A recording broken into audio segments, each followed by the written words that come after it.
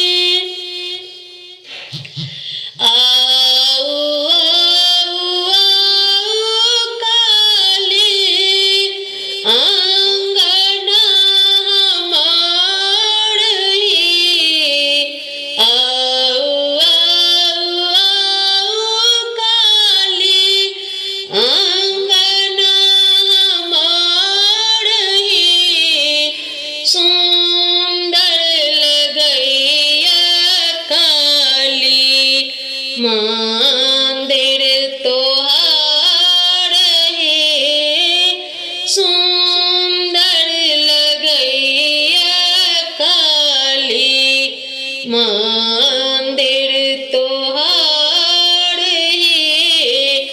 गंगा निकट सा माटी मंगे बहे गंगा निकट सा माटी मंगे बहे ओ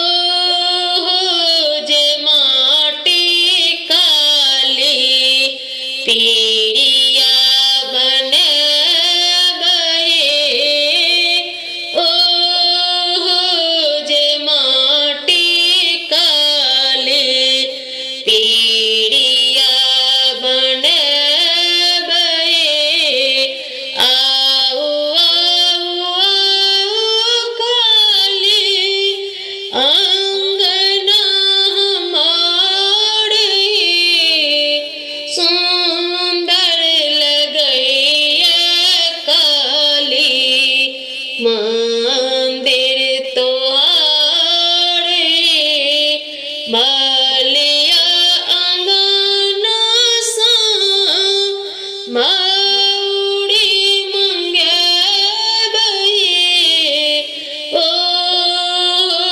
जे मौड़ी काली आही सिर टंगे बहे ओ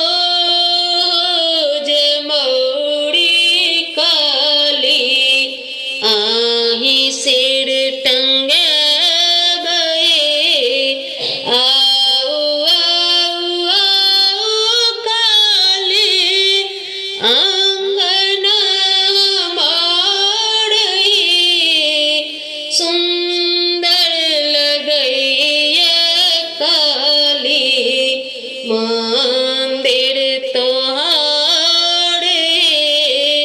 पटवा दुकान सा चढ़ी मंगे बहे ओ जे चढ़ी काली घूंघरू लगे बहे ओ जे चढ़ी काली घूंघरू